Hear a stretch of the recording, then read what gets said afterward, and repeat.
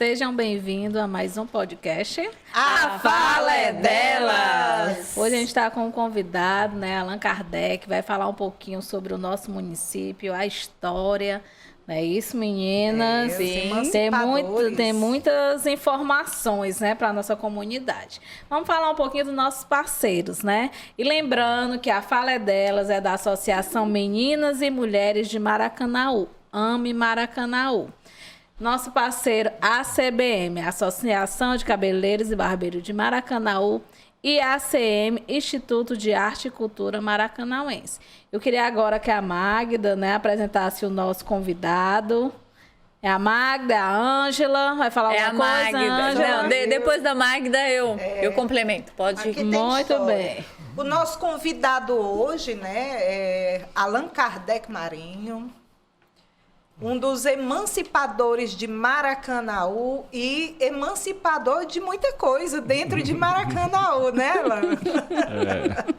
E aí, o Allan, quando eu digo que ele foi emancipador de muita coisa, da história de Maracanaú, eu digo que o presidente da União dos Estudantes de Maracanaú, um dos fundadores, foi presidente da Federação das Associações de Maracanaú, da FEDAMA, da conhecida FEDAMA, e jornalista de formação, e uma das profissões que assume hoje, né, e um historiador desse município, filho de Maracanaú, não, de Quixeramobim, mas, olha aí, eu sabia, mas acredito que tem Maracanaú como cidade-mãe também, né? E se eu for falar da biografia do Allan e da história do Allan, a gente passa aqui os nossos minutos todinho aqui. Seja bem-vindo, Allan. Obrigado aí a vocês. Eu esperava encontrar as mulheres aqui no programa da associação, só estou encontrando as meninas, né? As meninas.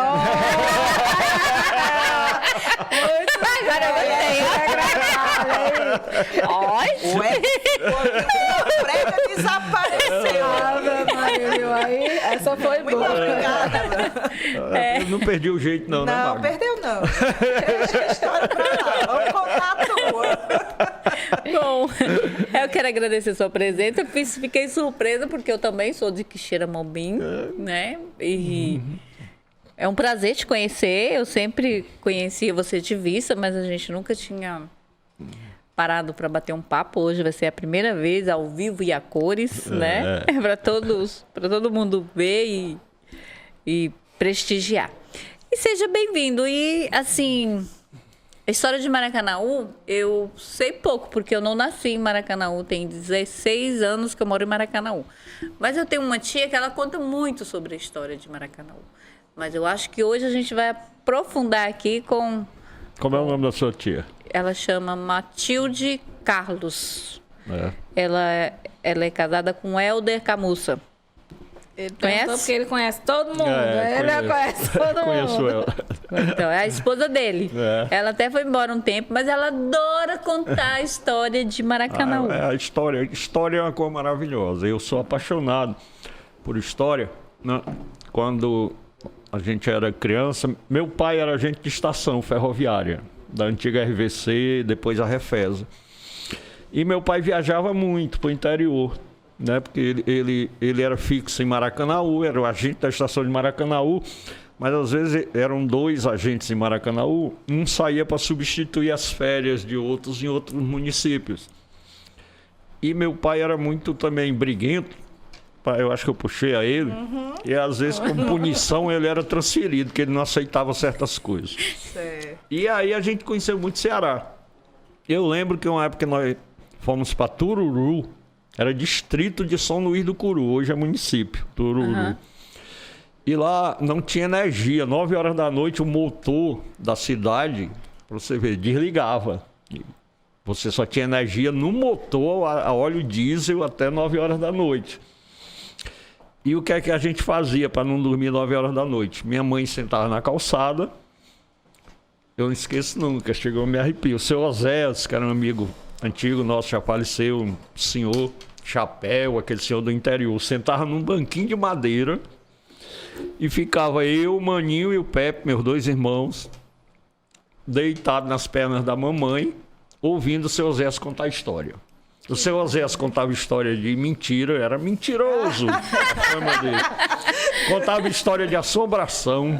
A gente adorava as histórias de assombração, mas quando terminava pra gente entrar, entrava todos os três segurando no vestido da mamãe pra entrar na Na casa. lamparina. Ele contava a história do cantador que ia fazer cantoria num local. Aí quando terminava que vinha, passava por um homem num cavalo branco num riacho. E no caminho da volta, eu não esqueço do que essa história, tinha 3 riachos, ele passava pelo homem no primeiro riacho. No segundo riacho, o mesmo homem. No terceiro riacho, quando ele levantou a cabeça, que era o mesmo homem, ele desmaiou. Eu tô me arrumando. Acordou no outro dia de manhã, todo molhado dentro do riacho lá, desmaiado. Meu Deus. E as mentiras dele eram muito engraçadas. Ele contava que tinha um relógio muito espanhol, que ele tinha ganho do avô dele. Aí ele foi para uma pescaria e derrubou o relógio dentro do riacho, pescando de tarrafa. Aos 6 meses depois, ele foi pescar no mesmo canto, jogou a tarrafa, quando puxou, viu aquela cor brilhando que ele tirou, era o relógio. Quando ele abriu, o relógio estava funcionando. Essa é a história do pescador mesmo. Então, a gente adorava. Eu aprendi a gostar de história. Eu adorava à noite ficar ouvindo o seu Oséias. Aliás, no meu próximo livro, eu vou fazer uma homenagem ao seu Oséias, que eu esqueci. Vocês me lembraram agora. Pronto. E quanto aqui em Xeramubim, meu pai foi passar 6 meses lá. Aí minha mãe estava grávida. E o meu pai foi ser agente de um distrito de Quixeramobim, não sei se você conhece, Prudente de Moraes. Hoje parece que chamam de Quixelé. Eu já ouvi falar. É um distrito. Aham. A casa onde eu nasci foi toda construída em cima de uma pedra inteira. A cor mais linda do mundo. Eu fui ver, chega me emocionei. Mas ainda tá em pé? Tá, é uma pedra e a casa da Refesa em Em cima. cima da pedra. Da pedra. E eu nasci lá, mas saí de Quixeramobim com 3 meses. E veio pra Então Maracanã. minha mãe original é Maracanaú, a terra que eu amo, que eu adoro, ele que eu veio tenho uma mamar em paixão incrível. Maracanaú. É Maracanaú, onde eu cresci, toda a minha infância e toda a minha vida. E eu, quando tinha 16 anos, eu dizia: quando eu completar 18 anos, vou botar a mochila nas costas e vou viajar pelo mundo inteiro. Que o meu sonho era ir para a Rota 22, né? Rota 22 nos Estados Unidos, que é muito famosa de... Meu sonho era ter uma moto Harley Davidson para viajar o mundo inteiro. E eu nunca fiz. Enterrei um umbigo em Maracanaú e tive chance de sair. Nunca saí. Tive oferta de emprego para ir para São Paulo uma vez, para ir para Curitiba, outra não fui. Nunca saí. Enterrou um umbigo, fez umbigos Tá aqui, tombado né? aqui. Tá Tô tombado aqui. É. Então, por isso que algumas pessoas... o Alan vai receber o título de cidadão maracanauense, como é que pode? Ele nasceu aqui. As pessoas achavam que eu nasci aqui. Muita gente não acredita. Eu digo, não, pai, eu nasci em Maracanã. Quando quer gozar comigo, tu disse que é maracanauense nato, critica porque eu vim de fora, mas tu também não é não. Eu digo, a diferença é que tu chegou agora, tá querendo ocupar espaço, e eu cheguei com 6 meses. Pois ainda mamando, né? Então, quando chegou em Maracanã, era só a mata. Pode-se dizer, né, Alan? Era Maracanaú era a Rua Manel Pereira, que é aquela rua que infelizmente está se acabando, que eu não gosto. Para mim era para ter sido preservada todas as casas e tudo. Com certeza. E a Rua Capitão Valdemar de Lima, só tinha essas 2 ruas. Que é ali perto do hospital, né? A Capitão Valdemar de Lima é a paralela A do hospital. a Manel Pereira. Que é a que tu Que é a do morava, mercado. né? Que é da tua Eu mãe. morava chegando na estação, né? Eu morei naquelas 2 casas da Refesa que a Nádia Aragão comprou e reformou, que é aquela esquina Eu sei. ali da Antônio de Alencar com a Manuel Pereira, perto da praça da estação. Sei. E na esquina era onde hoje é o restaurante, a nova churrascaria aí, o Seu Antônio. Era a padaria do Armando, a famosa padaria do Armando, que era um português. Então ali era a vila de Maracanaú, né? A gente ficava... Ali era o centro, Era tinha o ali centro. os Correios, né? Tinha tudo ali, e né? o Cartório Guerreiro, tudo ali. O mercado, né? Com o seu Luiz Queiroz tinha uma pedra. Outro dia eu tava contando uma história pra galera, eu disse... Pequenininho, mas eu lembro. Outro dia eu tava contando uma história pra uma pessoa, e eu disse, o seu Luiz Queiroz tinha uma pedra no mercado, cara. o que é pedra? Eu digo, Oh, pô, às meu vezes eu Deus, esqueço é. que eu era de outra geração. Não, e às vezes eu me pego na ficha ainda. E a carne, ficava as bandas do gado e do porco penduradas nos ferros aqui. Você chegava e escolhia o cara, o marchante, tacava o ferro lá, não tinha nada congelado como tem hoje não. Você ia lá comprar no mercado a carne. Né? Então eu vivenciei isso tudinho. E por incrível que pareça, eu vivenciei a época pré-celular, não tinha nem celular. Né? Tem gente hoje que não sabe como era a vida, né? Chega pra mim, rapaz, como é que podia ter vida sem o celular? Eu digo, era tão agradável, a gente saía de casa e ninguém incomodava mais A gente se encontrava Porque mais. só tinha telefone fixo. Né? Então, E olha lá, ainda ainda teve teve uma uma época que a não pessoa teve, que tinha né? um poderzinho, né? Executivo olha, maior. eu casei 3 vezes. Se na minha época já tivesse rede social e celular, eu tinha casado umas 10. Olha, Quantos filhos, Alê? Logo, 3 casamentos e quantos filhos? 6. 6 filhos. Fez pouco. Não, porque filho eu sempre me preocupei Aí- o seguinte, eu sempre tive a preocupação porque eu nunca teria coragem de abandonar um filho. Então, eu sempre tive o meu cuidado de não ter filhos Sem ser com planejado, pessoas né? que eu achasse que não teriam condições de eu ter uma boa relação e de dar continuidade e assistência a eles. legal. Certo? educação, né? Isso aí. Eu não Parabéns, sei- já ganhou ponto comigo, ó. Parabéns, Ei, Ângela e Elaine, eu acho que não sei, Elaine deve saber, mas assim, a gente vai ficando velho e vai esquecendo, mas se eu tiver errado, você me corrige, Alain. E se não me falha a memória, o primeiro filho do Alain, um meio Yanomami. Yanomami. Eu tenho a Juliana, que é... Yanomami, lindo. A Juliana, minha primeira filha, que é advogada e não sei qual é o cargo dela, lá na Secretaria de Saúde. Ah, eu já vi ela lá. Tenho do primeiro casamento, né, com a Clébia. Do segundo com a Ana Maria, eu tenho o Yanomami, que ele hoje é empresário na área de e-commerce, tem a empresa 8 Digital, fazendo comercial de graça. Diga pra ele que depois você cobra a porcentagem. E Yanomami em homenagem mesmo, porque eu e a mãe dele éramos militantes social, né? E aí resolvemos homenagear os índios. Yanomami, ele tem orgulho hoje do nome. Legal. E a Laura, que hoje faz engenharia ambiental, falta um ano só para ela terminar, que eu já disse, eu tô doido para ela terminar para a gente montar uma empresa para vender energia solar. É só o que dá agora. que eu estou concluindo gestão ambiental. Ótimo. E eu tenho meus 3 bebês do meu casamento atual, né? Que é a Yulia. Bebê nada, tão enorme, ela tão grande. Eu já vou A escolher Yulia tem 16 anos. Dia 1º de dezembro agora faz 17. Ela faz engenharia ambiental no IFCE. E estuda no Liceu Estadual. Ela faz erro 2. Ela é muito estudiosa. A Beatriz, que é a minha psiquiatra, viu? Ela analisa tudo. Eu acompanho Ela a está Beatriz. reeducando a avó dela, porque a avó dela é muito tradicionalista. E outro dia a avó dela foi pedir a ela para ela explicar a ela o que era relacionamento abusivo. Ela deu uma aula, pode trazer ela para cá, que ela deu uma aula de relacionamento abusivo. Ela é médica, psiquiatra? É uma jovem Ela tem 13 anos. é uma E menina. por que ele falou psiquiatra? Porque ela analisa. Ela analisa a família todinha. Ela analisa todo mundo. Ela é E ela tem um domínio crítica. de conteúdos assim muito bom. Eu de vez em quando vejo eles nas redes sociais. Ai, tá decrescendo. Que Não, idade que ela tem é- essa médica psiquiatra? Eu tenho maior. Eu sou pai babão mesmo. Quem quiser critique. E eles são. Você conversa com eles numa mesa, se você apagar as luzes e ficar conversando com os 3, você acha que está conversando com 3 universitários do último nível, adulto. E ela tem 13 anos, o Vinícius tem 12 e a Yulia tem 16. Mas eles são daqueles meninos que quando a gente ia pro shopping, eles não correm para loja de brinquedo, nem para espaço de brinquedo. Primeira coisa que eles fazem quando chegam no shopping é correr para uma livraria. Olha. Se o shopping não tiver livraria, eles não querem ir. Não, pai, aquele shopping tem livraria. Pois não. é, mas isso aí é se comprovando aí que a ciência, né? O fator genético. Mas também é uma Funciona. coisa que eu digo aqui para os pais, olha, o que é que tinha lá em casa sempre?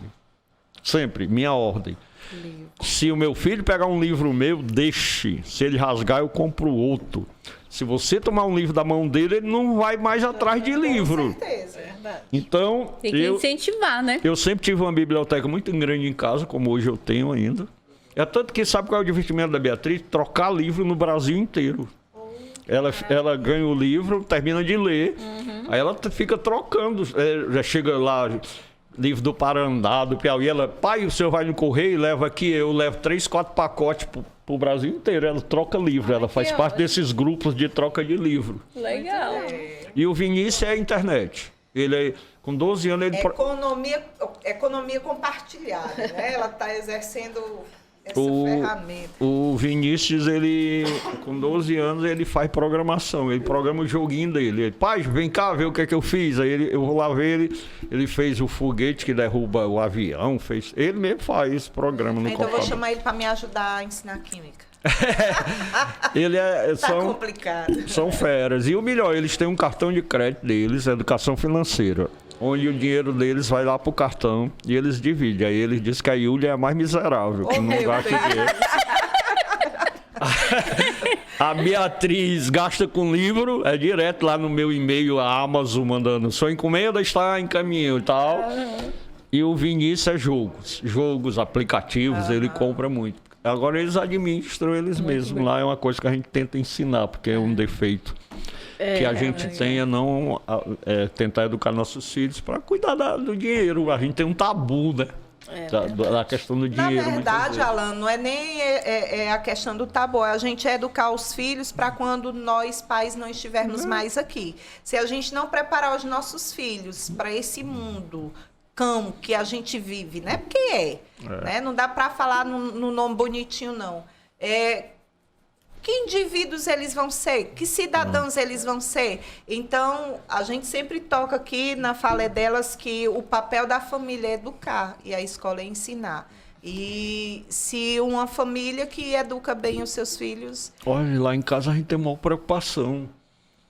Se chamar alguém de negro lá em casa, dá um pulo bem acolá. Pai, é o racismo estrutural. Olha aí. Olha o machismo patriarcal. Se eu for comentar sobre alguma atriz ou dançarina de banda, qualquer coisa.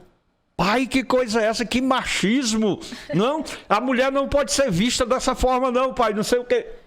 Ou seja, eles é que patrulham a gente já hoje.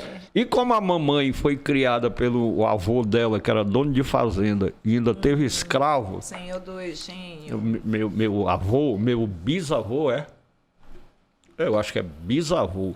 Meu bisavô em Pernambuco, Serra Talhada.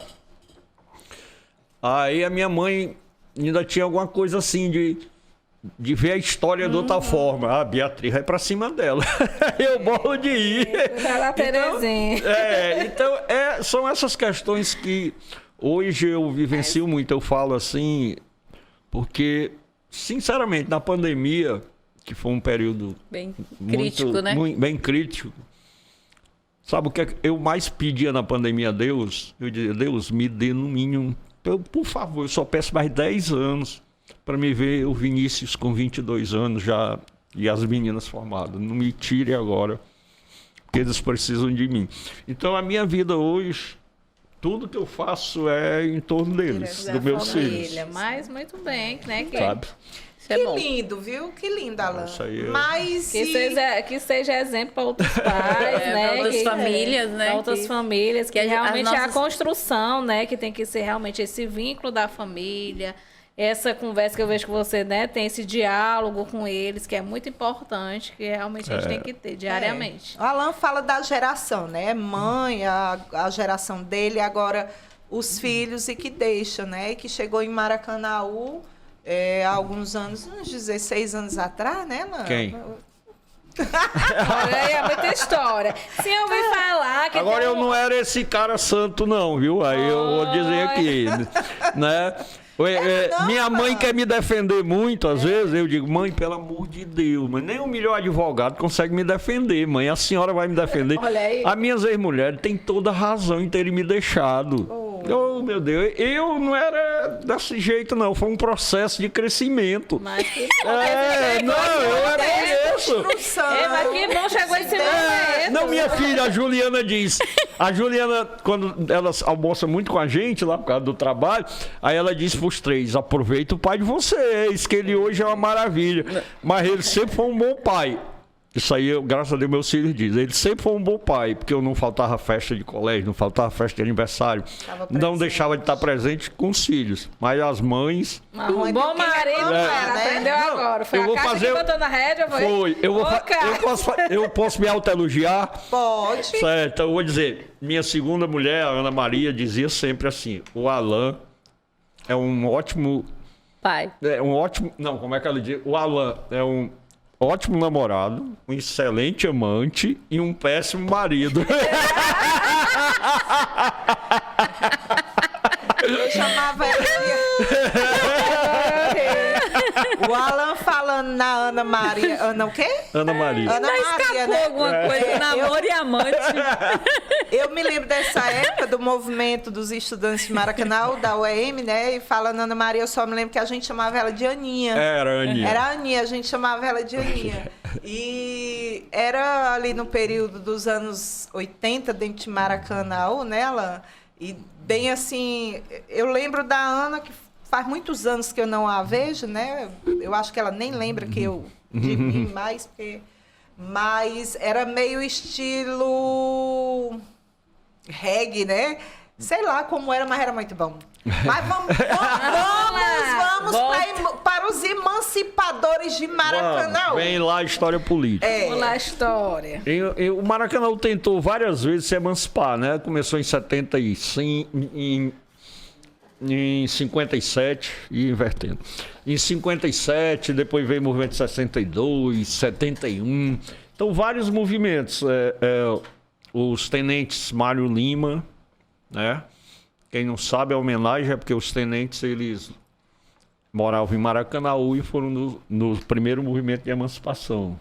E eles participaram, vieram para cá depois do movimento tenentista, né, do Brasil, que eles estavam sendo perseguidos, e vieram para Maracanaú. Depois o padre José Holanda do Vale foi nomeado vigário de Maracanaú e foi outro que começou um movimento de emancipação. E depois o Almir Dutra foi eleito vice-prefeito de Maranguape e em 71 tentou o movimento de emancipação também sem conseguir. Aí de 71 ficou parado. E nós tínhamos em Maracanaú um grupo de amigos que a gente se reunia para jogar futebol, que era a Associação Atlética Amigos, AAA. Oh, meu Deus. Era eu, Júlio, Paulo Alexandre, Torcápio, o Isto, o Jorge, Liberato, toda essa galera. A gente se reunia dia de sábado, jogava bola, ia para a padaria do Armando, beber cerveja até tarde, não tinha muita coisa que fazer em Maracanã. Depois o Júlio pegava a moto dele, ia namorar com a Meire, o Paulo ia para casa, era casado com a Juraci, eu só era atravessar a rua, já estava na minha casa, que eu morava com a minha mãe, tinha 22 aninhos. E aí, eu era o mais novo do grupo, era o caçula do grupo. Eu, inclusive, era um dos únicos que não tinha transporte. Eu sempre ia ou com o Júlio na moto ou com o Paulo no carro, que eu era muito amigo dos outros dois. E aí, um dia a gente conversando, a gente disse: rapaz, vamos parar só de jogar bola, vamos fazer alguma coisa por esse município. Vamos emancipar o município. Aí a galera nova, né? Cheio de cerveja, todo mundo, vamos. Não, vamos. Cerveja. Aí o Almir também entrou, né, no grupo e a gente fundou o Movimento de Integração e Desenvolvimento de Maracanaú, o MIDEMA, que foi o primeiro movimento. Foi fundado em agosto de 81. E aí a gente começou a luta. Qual o primeiro passo? Escolher assinaturas dos eleitores do distrito. Aí nós escolhemos 370 e poucas assinaturas. Eu tenho em casa o documento. E só tinha isso de não, mas tinha uma porcentagem. A gente precisava de 180.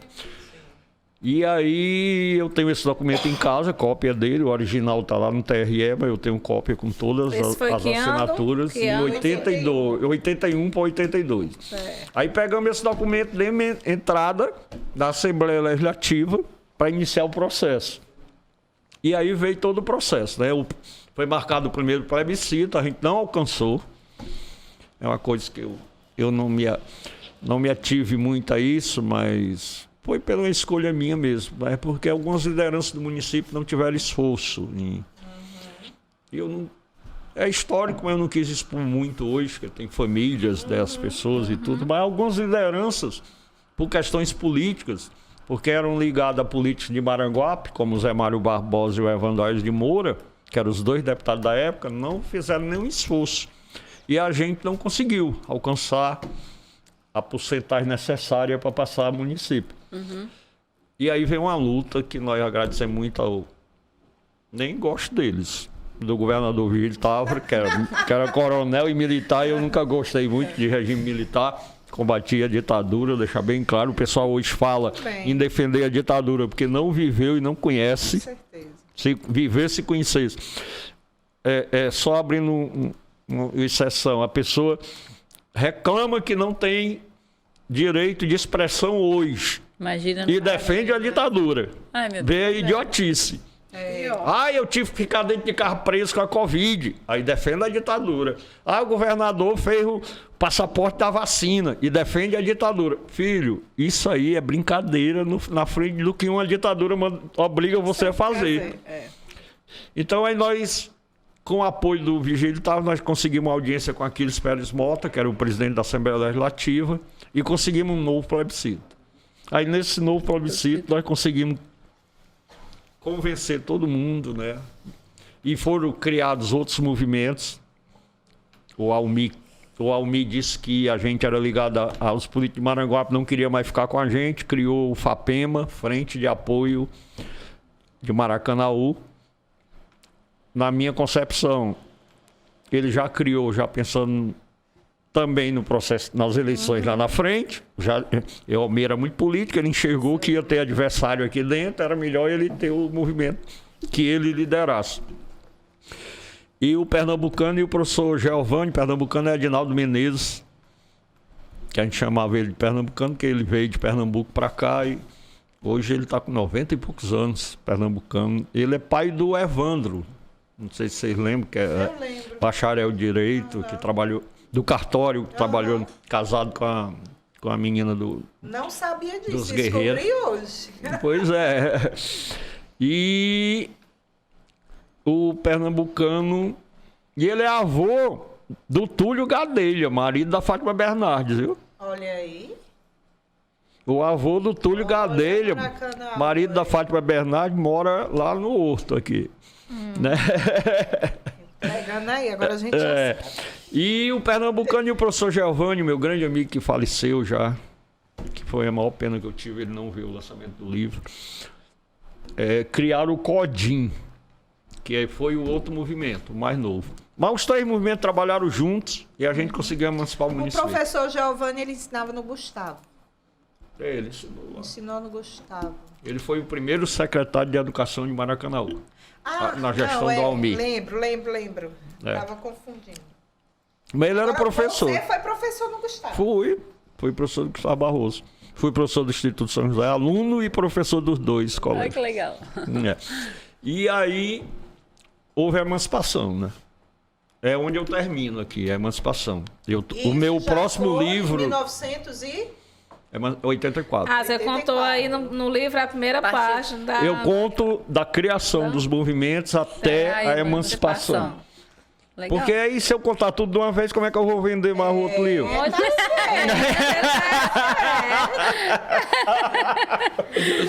dar um spoiler da história. É igual Verdade Secreta, tem a 1, a 2, né? Tá certo. Verdade, errado tá. Arrasou. Não, aí... de 85, que é a primeira eleição em diante, eu estou quase terminando o livro, né? Que vem até a última gestão do Roberto agora. Que legal. Né?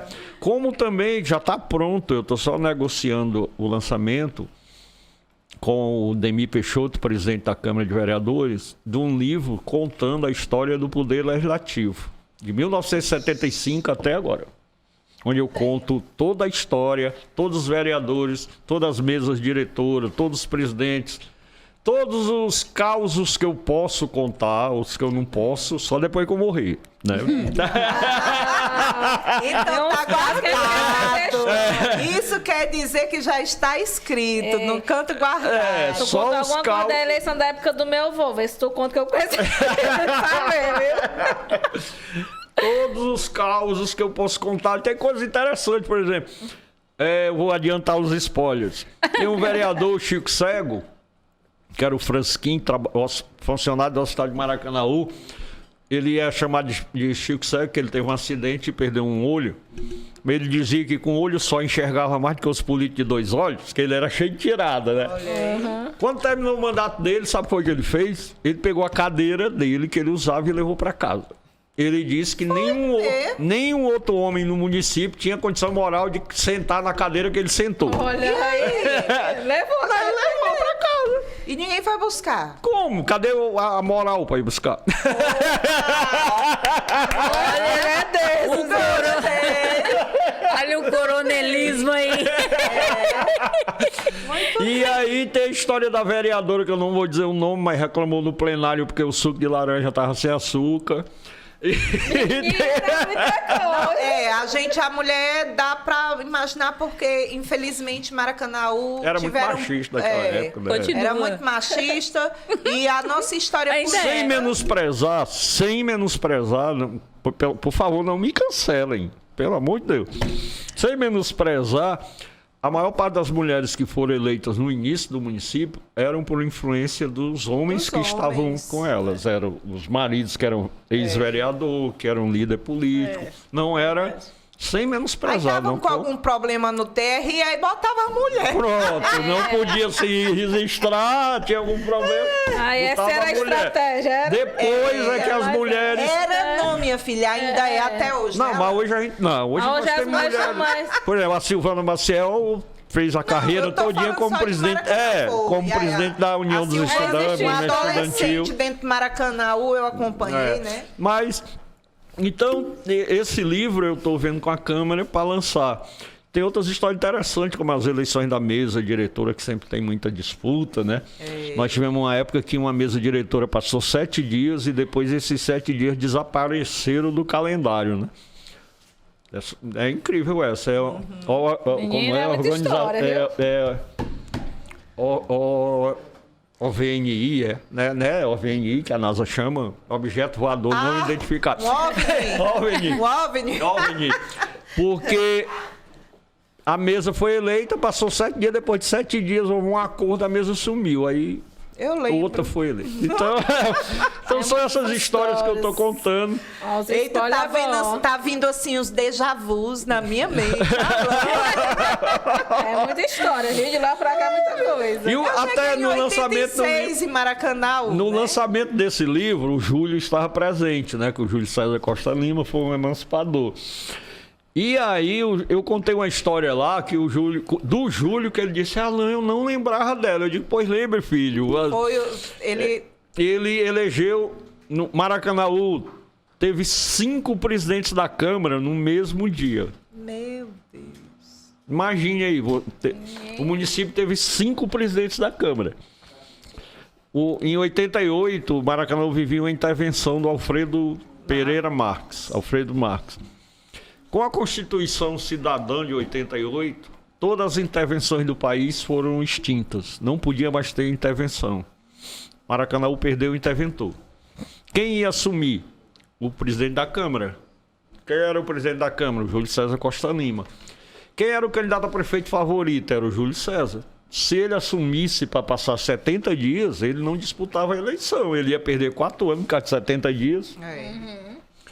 Né? Inclusive, ele ganhou com mais votos do que os outros 9 candidatos. Eram 10 candidatos, ele teve mais votos do que os outros 9 juntos. O livro fala dos 9 candidatos, o nome dos 9 candidatos? Só quando for das eleições. Eu tô curiosa. Aí... Ela quer ir lá na frente. Várias redes... O que é que o Júlio fez? Convocou uma sessão da Câmara. Ele, presidente. Aí vai e ele renuncia à presidência. Aí assume a Elci Melo, que era vice-presidente. Não sei por qual acordo a Elci renuncia também. Não meu quer... Gente, eu sei que Tudo era no mesmo dia. Eu me lembro quando era muito dessas coisas. Era uma coisa, de repente, da noite podia mudar tudo. É. Tinha muito disso. A Elci renuncia. Assume o primeiro secretário, o Antônio Geraldo, lá do Olho d'Água. O Antônio Geraldo também renuncia. Aí convoca a eleição para presidente. Quem vai eleito? O Anastácio Soares, até pai do vereador Cristiano hoje. Anastácio Soares assume, ganha a eleição, aí se afasta para assumir a prefeitura. Tanto que o Anastácio Soares foi prefeito de Maracanã por 70 dias. E aí o vice-presidente eleito, que foi o Chico Cego, esse vereador da cadeira, assume a presidência da Câmara. Então, num dia só, a Câmara de Maracanã teve 5 presidentes. Eu acho que isso é inédito na história do Poder Legislativo. E as histórias da E o campanha Júlio- da Lagoa ali, vai contar também as histórias, muita Isso, história. você já ouviu falar em lenda urbana?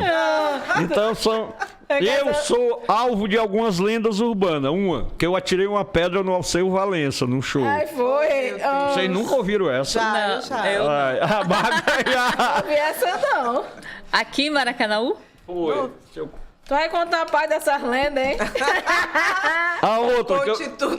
que eu joguei urna da Lagoa do Maracanã. Pois é, não, eu tô dizendo para o pessoal fala, Ave Maria, aquela lagoa ali, o pessoal Diz fala que, tinha muita urna. que à ali. noite eu joguei as urnas na Lagoa do Maracanã. Eu sabia que tinha jogado, sabia que era você, olha aí. Tudo que não prestava era o Alan que fazia A lenda, naquela época. o Sargento Neto, que hoje ele... Ainda bem que esses problemas todos já, como que fala na linguagem jurídica, já prescreveu? prescreveu, por isso que eu tô falando. É, por isso que pode falar. É por isso que eu posso falar, porque já prescreveram. Não, bom, eram as brigas nas contagens, tu devia fazer. As brigas nas contagens dos votos, porque era tudo manual, né? Meu ali amigo, naquele não- SESI. Mas ali. não lembro isso não, eu era coordenador de grupo. Eu passava 7 dias trancado dentro daquele SESI. Era muita. Com os nossos fiscais. Era uma verdadeira carnificina. Era uma É guerra, ali, Era uma guerra era uma horrível. Não, e eu ia levando um murro na história, na maior história que se falam, da briga do Torrano Torrano com o Hermínio. com o Hermínio. Menino, E foi meu bem Deus. na hora que eu ficava acompanhando também, que eu já nasci do jeito que eu sou e eu amo política. Então eu vou olhar lá na foto que eu tenho do Hermínio com a blusa rasgada, se tu tá lá perto. Pois só. Eu tenho várias fotos dessa briga. No Deixa eu ver até- portão. lá perto. Mas eu fui tão rápida. Tinha a Celina, que mora no Bandeirante até hoje, ela ajudava a contar, né? Essas votadas. Mas eu ia pra ver a putaria mesmo. Minha tia Ana Gilda era Mas vibradora. me tira Tia Ana Gilda, uma Ave curiosidade Maria. aqui. Participava sempre, Ana A tia Gilda. Ana Gilda era demais. Eu ia só pra ver a bagunça. Me tira só uma curiosidade. Em algum momento você foi candidato a vereador, prefeito? Eu fui obrigado. Não, uma candidatura minha. Uma minha foi de satisfação, a outra foi obrigado. Eu fui candidato a vice-prefeito de Maranguape em 82, pela oposição. Era eu e o Marcelo Silva. O Marcelo Silva era um engenheiro ambientalista que foi prefeito de Maranguape, depois foi secretário estadual da SEMASSE, né? Então, nós dois garotões do MDB, éramos oposição aos coronéis. Os tucanos. Aí não existia nem Tucano, naquela época era PSD e MDB. PDS e MDB. Né? E nós fomos candidatos. Né? Eu lembro que nós tivemos 4.600 votos. Muito bom. Foi, na época, era oposição. E o eleito foi o Pedro Câmara e o vice-prefeito do Pedro Câmara era o Raimundo Matos. Bem novinho também. Foi uma disputa de muito juventude. O mais velho perdeu, que era o Zequinha Gadelha, que era tradicional do Maranguape. Perdeu para nós. Foi uma renovação lá em Maranguape. E depois eu fui candidato a vereador na chapa do acho que era PSDB, do Júlio César. Quando ninguém queria ir para o PSDB, porque só as figuronas ficavam no PSDB.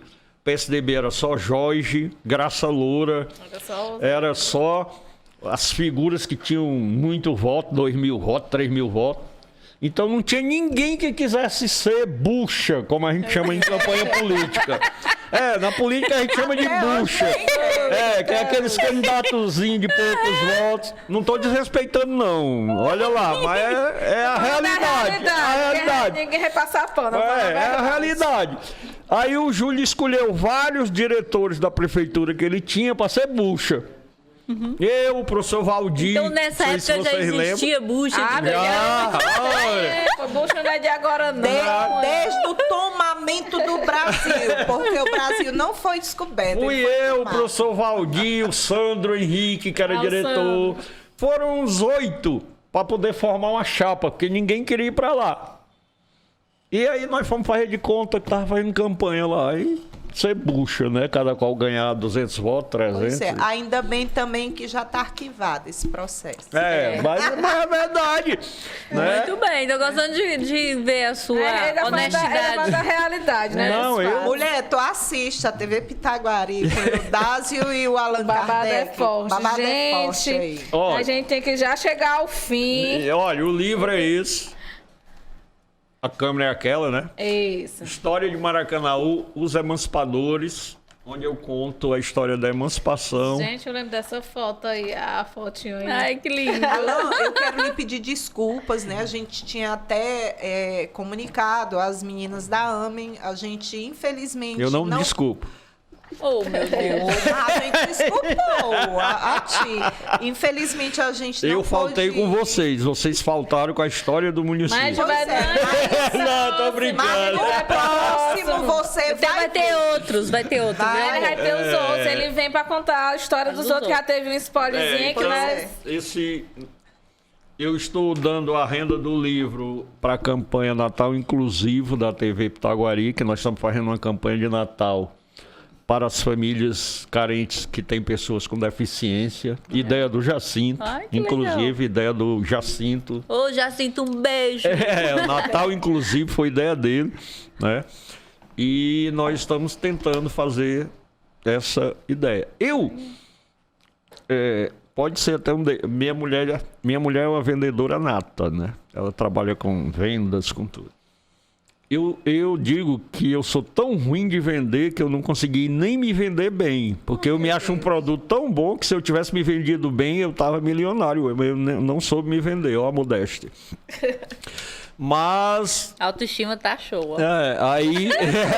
Autoestima é tudo. Por isso eu digo, rapaz, para mim conseguir vender o meu livro, eu vou ter que colocar ele num objetivo maior do que só o monetário. Senão eu não consigo vender. Isso está me ajudando até a vender o livro, porque eu tenho um objetivo maior nele, que é o Natal Solidário, né? Então, muitos amigos estão ajudando.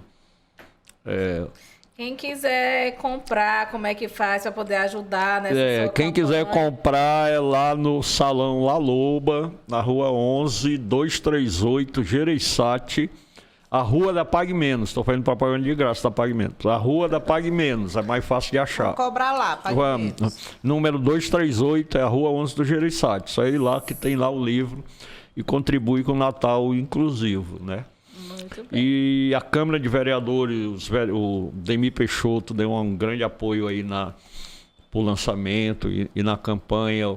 O Rafael Pessoa, que não é novidade, sempre tem... É um cara que tem compromisso assim, com essas questões. Isso. O Júlio César Costa Lima e todos os vereadores, né, dentro das suas possibilidades, deles, né, estão contribuindo, participando da campanha. Né? E alguns amigos meus empresários já participaram, né? O Marcos Peixoto, da Marco Fardamento, o Kleber, da Autoescola, né?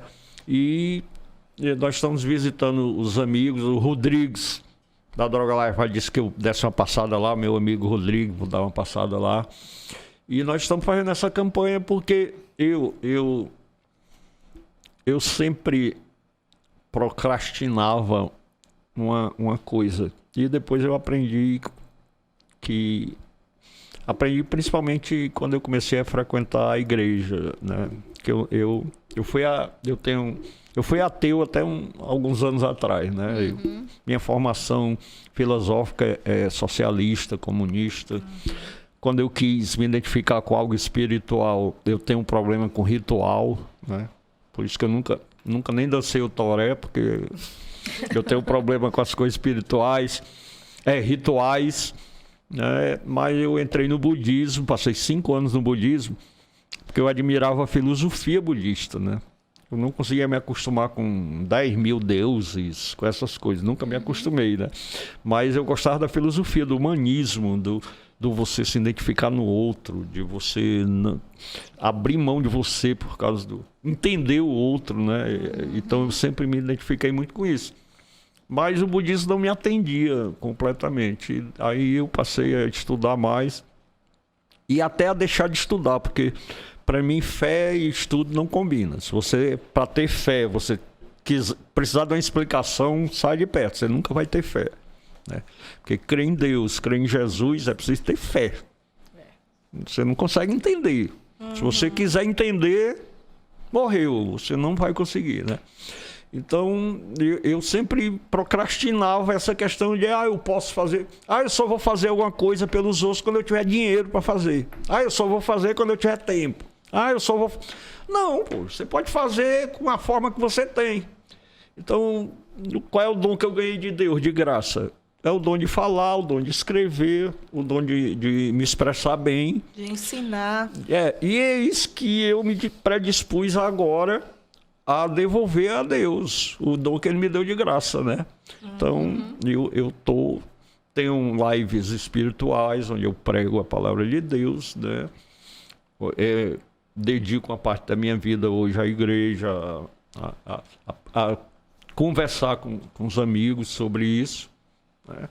E também estou com um livro pronto sobre essa minha transformação, mas só vou editar lá. Não passa o tempo escrevendo. Não, ano que vem eu pretendo, no 6 de março, que é a semana do município, lançar um livro. 4 de julho, que é a data que o governador assinou a lei do município, lançar o outro. E no segundo semestre lançar um livro de poesia e um livro espiritual meu, né? Então eu pretendo lançar uns 4 livros no ano que vem. Muito bem. Como diz minha filha... dia 6 de março de 2022, com vida e saúde, estaremos no lançamento do próximo livro de Allan Kardec. E como diz minha filha Beatriz, ela disse, pai, eu gostei demais de tu ser historiador agora.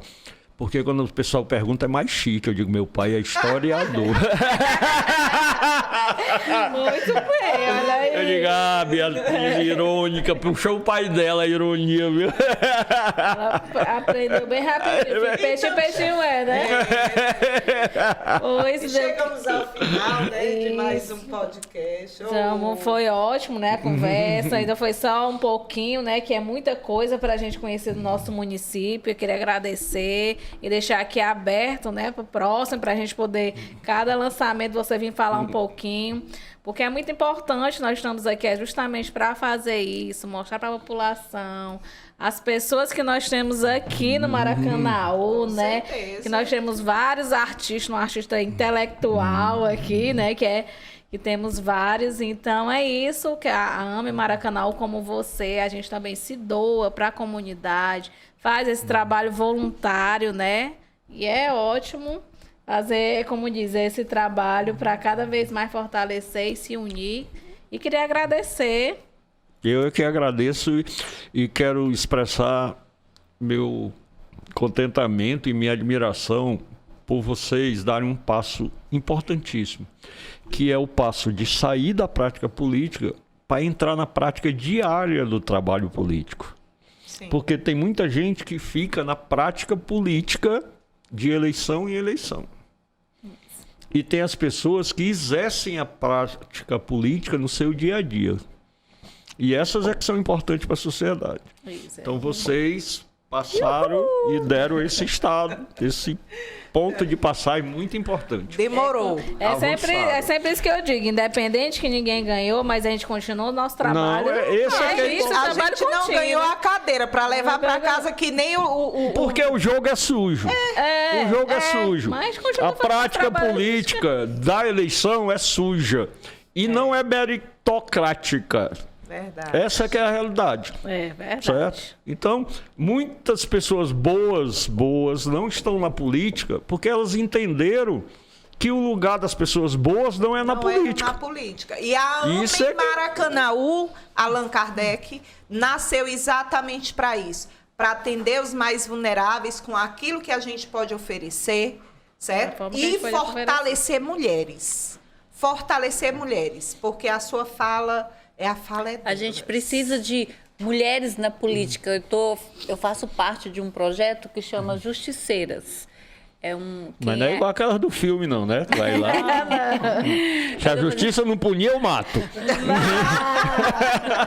Eu ainda não assisti esse filme, não. Não assistiu, não? Pois assista a Justiceira. Ai, Netflix. A idealizadora. Porque tá cheio de propaganda. A idealizadora desse projeto é uma promotora de justiça lá de São Paulo, Gabriela Mansur.